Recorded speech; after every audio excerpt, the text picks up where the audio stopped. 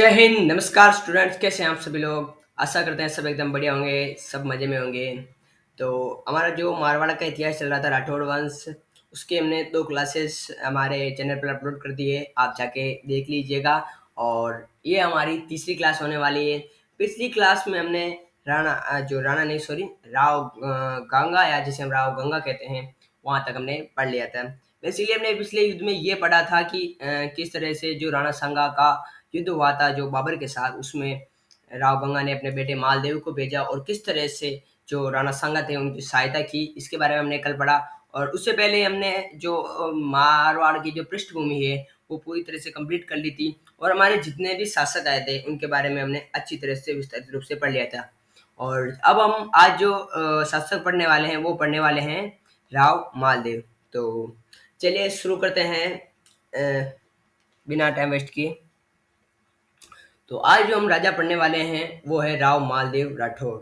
Basically जो ये राजा है, या जो इनके पिताजी हैं जो राव गंगा, उनके समय से जो मारवाड़ के इतिहास ने अपना रुख बदला, वो एक कहते हैं कि एक अविश्वसनीय, हम कह सकते हैं कि वो एक मोड़ था। कैसे हम मान सकते हैं इसे अविश्वसनीय? क्योंकि जो मालदेव राठौड़ के पहले जो, या गंगा सिंह जी थे या मालदेव राठौड़ जो थे, इन्होंने क्या, इनके समय से मारवाड़ का इतना विस्तार हुआ, या इतनी इतनी कह सकते हैं हम कि इतना इनका प्रभुत्व फैला पूरे राजपूताने में ही नहीं, अपितु पूरे भारतवर्ष में है। उसके बारे में हम पढ़ेंगे। तो मालदेव राठौर, जो कि हमारे 1532 से लेकर 1562 ईस्वी तक हम देखेंगे, हमारा जो इनका शासनकाल है वो 1532 से 1562 ईस्वी तक रहेगा। राज्याभिषेक हुआ था इनको 1532 सोजत में। इसके लिए आप सोचेंगे कि भाई कि इनकी जो राजधानी थी वो तो जोधपुर बन चुकी थी, या जैसे मंडोर पहले थी और अब जोधपुर बन चुकी, तो इनका राज्याभिषेक सोजत में कैसे हुआ? सोजत में बेसिकली इसलिए हुआ क्योंकि जोधपुर में उन्होंने अपने पप्पा की डेथ कर दी थी, या पप्पा को मार दिया था। यानी कि इनके जो पिताजी थे, जिनका नाम था राव गंगा सिंह, या गंगा सिंह था इनका नाम, तो इनको क्या कर दिया इन्होंने, छ्यू छ्यू मार दिया, बिल्कुल मार दिया इनको। तो इसलिए हम जो मालदेव है राठौड़ है, इनको हम जो एक अच्छा राजा, एक प्रभावशाली राजा के साथ साथ मारवाड़ के जो पितृहंता जो शासक है उसके रूप में भी किसको जानते हैं हम, मालदेव राठौड़ को जानते हैं। मालदेव राठौड़ के राज्याभिषेक के समय 2 परगने थे, एक था जोधपुर और दूसरा था पाली। जो ये मारवाड़ के जो 2 परगने थे वो एक था पाली और दूसरा था कौन सा, हमारा जोधपुर। ये दोनों परगने थे। मालदेव सार्वत्रिक मारवाड़ साम्राज्य की सीमा का विस्तार करने किया इन्होंने। 52 युद्धों का विजेता रहा है। इसलिए इन्होंने अपने अपने शासनकाल में कई युद्ध लड़े। इनमें से इन्होंने 52 युद्ध जीते। कितने युद्ध जीते? 52 युद्ध, 52। और सबसे ज़्यादा अगर किसी राजा ने मारवाड़ की सीमा का विस्तार किया, या जो कह सकते हैं साम्राज्य विस्तार किया था, वो था हमारा राव मालदेव राठौर। अब अगर भाई विस्तार क्या ही था मारवाड़ का, उसके लिए क्या करना पड़ता? अगर हम किसी दूसरे राज्य में अपनी सीमा का विस्तार करते हैं तो उसके लिए हमें क्या करना पड़ेगा? युद्ध लड़ना पड़ेगा। तो इन्होंने के जो हमें युद्ध अभियान है वो हम पढ़ लेते हैं।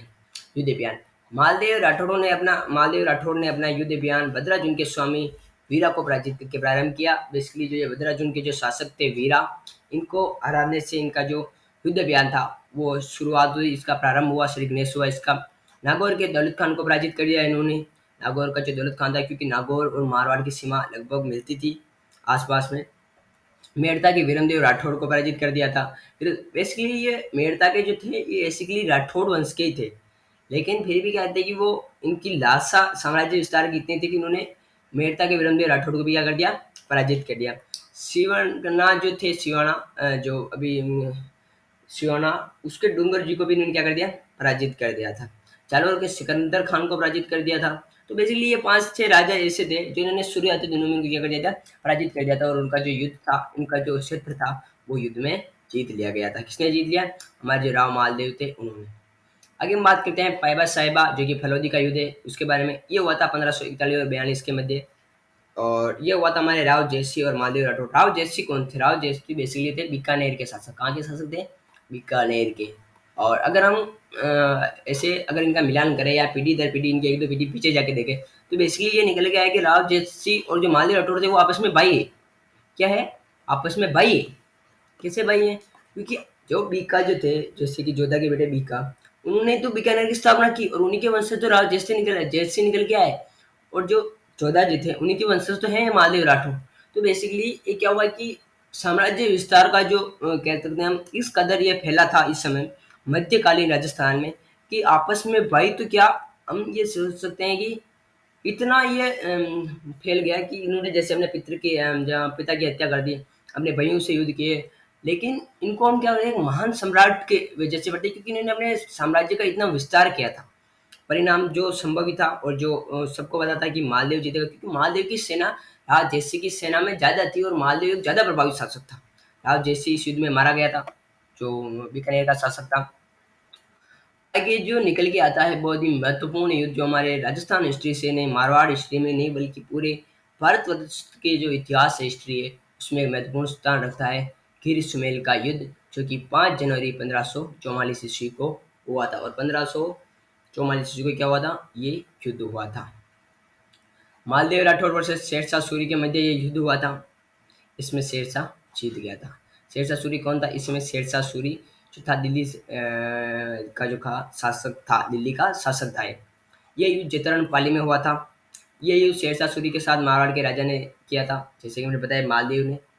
इसमें मेड़ता का वीरमदेव इसे हराकर मालदेव ने मेड़ता पर अधिकार कर लिया। बीकानेर के कल्याणमल ने इसे भी मालदेव से हराकर बीकानेर पर अधिकार कर लिया था। क्या हुआ? वीरमदेव ने मेड़ता पर इसने अधिकार कर लिया था, किसने? अपने मालदेव ने। और बीकानेर पर किसने अधिकार कर लिया था? मालदेव ने। तो इसके बाद इनका क्या हुआ कि वापस इन्होंने अपना अपना अधिकार क्या कर लिया था? स्थापित कर लिया था। तो जैसे कि ये 4 जनवरी 1544 को मालदेव राठौड़ अपनी मुख्य सेना को लेकर गिरी से भागकर मारवाड़ आ गए थे और 5 जनवरी 1544 को जेता व कुंभा के नेतृत्व में युद्ध हुआ था। इसलिए इसके पीछे की मैं आपको थोड़ी स्टोरी समझा देता हूँ। क्या हुआ कि जब मालदेव राठौड़ और जो उधर से क्या इधर से मालदेव राठौड़ है या ये शेरशाह सूरी है, मालदेव दोनों की सेना आमने सामने, और इसकी सेना भी काफ़ी बड़ी थी और इसकी भी सेना काफ़ी बड़ी थी। क्योंकि दोनों एक बड़े भूभाग के क्या थे, शासक थे और इनके बाद सेना थी। तो क्या हुआ कि इसने शेरशाह सूरी ने क्या किया कि इसने इसको मतलब डराने धमकाने की कोशिश की, लेकिन मालदेव भी एक बहुत ही कहते हैं शूरवीर योद्धा था। तो उसने क्या हुआ कि संधि करने का प्रस्ताव ठुकरा दिया और कहा कि हम युद्ध करेंगे। तो फिर क्या किया कि शेरशाह सूरी ने एक चाल चली और उससे क्या किया कि ये महादेव को जेता व कोम्पा नामक जो दो इनके मुख्य सेनापति है, जो कहते हैं विश्वास पात्र जो सेनापति थे, कौन थे? विश्वास पात्र सेनापति। इनके खिलाफ किसको भड़का दिया? मालदेव को। क्योंकि उन्होंने ये कहकर भड़का दिया कि जेता और कोम्पा तो किसको मारना चाहते हैं? मालदेव राठौड़ को मारना चाहते हैं। और बेसिकली जहाँ पर ये युद्ध हुआ था जैतरनपाली में, वहाँ पर क्या था, ये जेता और कोम्पा का गाँव था। तो मालदेव को लगा कि ये मुझे अपने गांव में बुलाकर शेरशाह सूरी से युद्ध करवा रहे हैं और ये शेरशाह सूरी तो मारे ना मारे लेकिन ये मुझे जरूर मार देंगे। कौन मार देंगे? जेता और कुंभा। जबकि ऐसा वास्तव में कुछ भी नहीं था। तो क्या हुआ, मालदेव को ये आशंका लगी और मालदेव यहाँ से अपनी सेना लेकर 4 तारीख को यानी कि 4 जनवरी 1544 को वापस चला गया। लेकिन जेता कुंभा ने कहा कि हम आप भले चले जाए, हम अपने कर्तव्य से मुंह नहीं मोड़ेंगे और हम अपनी मातृभूमि की रक्षा के लिए अपने प्राण तक न्यौछावर कर देंगे। और इसी दृढ़ निश्चय और इसी वीरता के चलते उन्होंने 5 जनवरी 1544 ईस्वी को ये युद्ध छेड़ा था। तो क्या हुआ कि जता और कोम्बा की सेना शेरशाह सूरी की सेना के मुकाबले बहुत कम थी, क्योंकि शेरशाह सूरी की सेना बहुत बड़ी थी, उसके मुकाबले मालदेव की जो बड़ी सेना थी वो चली गई।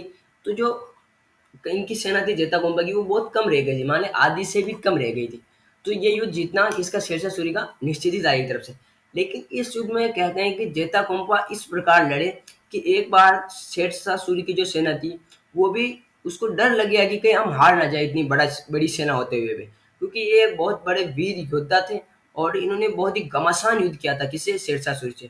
शेरशाह की सैनिक सहायता जलाल खां जनवाली ने की, जिसकी वजह से शेरशाह जीत गया। और जलाल खां जलवानी जो था ये, इसने भी क्या कर दी थी? शेरशाह की सहायता कर दी। इससे इसकी सेना में और विस्तृत हो गए, वरना हो सकता था कि इसकी सहायता ना होती तो जेता कोम्पा ये युद्ध जीत जाते।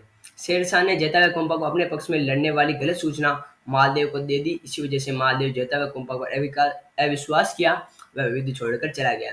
अब यहाँ पर जैसे हम देखते हैं कि कितना महान शासक था और कितना निपुण शासक था, पर यहाँ पर इसकी हमें कुछ कह सकते हैं कि हम जिसे या इसे हम अपने प्राणों के प्रति लगाव भी कह सकते हैं, या तो और या हम इसे बेवकूफ़ी का नाम भी दे सकते हैं। क्योंकि अगर कोई सेनापति आपके लिए युद्ध में लड़कर मर गया और उसके खिलाफ आप कैसे ऐसे सोच सकते हो कि उन्होंने मेरे साथ अविश्वास किया या मुझे धोखा देंगे? तो देखने में आगे शेरशाह सूरी जो ये युद्ध लड़ा, इसके बाद में जब ये युद्ध जीत गया और युद्ध जीत गया, तो युद्ध के पश्चात उन्होंने एक शब्द बोला जो कि आज भी मारवाड़ के हर व्यक्ति को याद है, और वो इसे बहुत ही गर्व से कहता है कि मैं मुट्ठी पर बाजरे के लिए पूरी हिंदुस्तान की बादशाहत खो देता। ये शब्द कहने को बहुत ही छोटा है, लेकिन ये पूरी जो युद्ध का वर्णन है, ये इन कुछ शब्दों में निहित है कि मैं मुट्ठी पर बाजरे के लिए हिंदुस्तान की बादशाहत खो देता। यानी कि जो जेता कुंपा थे, जेता और कुंपा, उन्हें किस प्रकार युद्ध किया होगा इस युद्ध में कि शेरशाह सूरी जैसा शासक भी उनसे त्राही हो गया और उनसे भयभीत हो गया कि कहीं मैं इस युद्ध में मुट्ठी भर बाजरे के लिए पूरी, यानी मुट्ठी भर बाजरा, मारवाड़ में सबसे ज्यादा क्या होता है, बाजरा, यानी कि मुट्ठी भर बाजरे के लिए पूरे हिंदुस्तान की क्या देता, बादशाहत खो देता। मालदेव सिवाना चला गया था फिर, क्योंकि युद्ध हार गया था वो, क्योंकि जेता कुंपा युद्ध के मृत्यु के घाट उतर गए, वो वीर गति को प्राप्त हो गए। सिवाना में मारवाड़ के राठौड़ों के यहाँ पर शरण स्थली जो सिवाना है, वहाँ उसको क्या कहता है, मारवाड़ के जो राठौड़ है उनकी शरण स्थली कहा जाता है।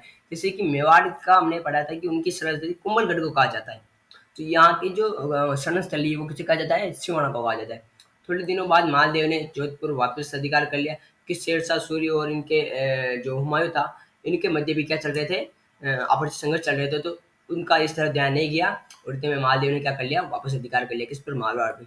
शेरशाह के साथ संबंधी में मालदेव कूटनीति की गलतियां करता है। उसमें कल्याणमल व वीरमदेव को शेरशाह के पास जाने का अवसर दिया, अन्यथा वह शेरशाह के खिलाफ राठौड़ों का गठबंधन बन सकता था। अगर, जैसे मैंने आपको पहले स्लाइड में बताया कि अगर मालदेव, जैसे हमारे वीरमदेव और कन्यालमठ, जो इनके साथ जो अगर ये युद्ध नहीं करता, हो सकता था कि वो शेरशाह सूरी के पास, हो सकता था कि डेफिनेटली था कि वो शेरशाह सूरी के पास नहीं जाते, बल्कि ये उनसे युद्ध करने के बदले उनके अगर गठबंधन बना लेता, तो हो सकता था कि राठौड़ों का वर्चस्व पूरे भारत में उसमें फैल जाता। उस समय हुमायूं को भी वहां पर जगह नहीं मिलती, क्योंकि मालदेव जो था एक बहुत बड़ा शासक था। बाद में वीरमदेव और कल्याणमल मर जाते तो पूरा राठौड़ गठबंधन से वो शेरशाह सूरी को भी हरा सकते थे और दिल्ली सल्तनत पर भी कब्जा कर सकते थे। लेकिन यहाँ पर हमें जो मालदेव की है वो कूटनीति की गलतियों का आभास होता है, और यहाँ पर इसकी कूटनीति की गलतियां हमें नजर आती है। आगे हम देख लेते हैं जो एक महत्वपूर्ण जगह रखता है मारवाड़ के इतिहास में, वो है रोटी रानी उमादे। उमादे कौन थी? उमादे थी हमारे जो मालदेव है, राव मालदेव, उनकी पत्नी। जैसलमेर के राजा लूण कलर बाटी की जो बेटी थी ये, मालदेव की रानी थी, और बारमली नामक दासी के कारण मालदेव से नाराज होकर चली गई। बारमली कौन थी? उमादे की सहेली थी। ये स्टोरी थोड़ी कह सकते हैं ये हम हास्यपद भी है और थोड़ी बहुत इतिहास से रिलेट भी करती है, इसलिए मैं आपको बता देता हूँ कि उमादे से शादी कर कर हमारे मालदेव इनको लाए थे कहाँ पर, मारवाड़ लेके आए थे यहाँ से, जैसे कि जैसलमेर से शादी करके मारवाड़ लाए जोधपुर।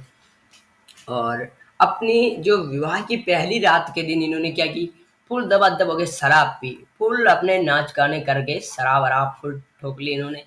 और बाद में क्या हुआ कि जैसे ही उमादे इनके आने वाली थी इनके कक्ष में, उसमें क्या हुआ कि कोई संदेश देने या किसी भी कारणवश इनके कमरे में जो दासी नामक, बारमणि नामक दासी थी, वो चली गई, और इन्होंने उसे, कह सकते हैं या तो इन्होंने उसे उमादे समझ लिया या उमादे ना समझा, फिर भी इन्होंने बारमली के साथ वहाँ पर ये उस कक्ष में चले गए। और इसी को जब उमादे को पता चला इस बात का, तो कि भाई उनको इस बात की बहुत खुद पर आत्मग्लानि हुई, और वो यहाँ से क्या हो गई, मारवाड़ छोड़कर चली गई, और फिर वो अलग जो पाली है वहाँ पर भी वो रहने लगी। तो वो वहाँ से रोटी लाने से इसलिए कहा जाता है क्योंकि ये अपने विवाह के पहले दिन ही रूट कर यहाँ से मारवाड़ से वापस प्रस्थान कर गई थी, और वापस चली गई थी। किसके कारण चली गई थी? बारमली के कारण। और बेसिकली बारमली उमंदे के साथ ही थी, इनकी सहेली थी। लेकिन बारमली इतनी खूबसूरत और इतनी सुंदर ही होती थी कि जो हमारे राजा थे मालदेव, उनका भी मन क्या हो गया, त्राही त्राही हो गया। इसीलिए उन्होंने जो उमंदे को भूलकर बारमली को ही अपना क्या बना लिया, साथी बना लिया था उस दिन। तो अब इनके हम दरबारी विद्वानों के बारे में भी बात कर लेते हैं।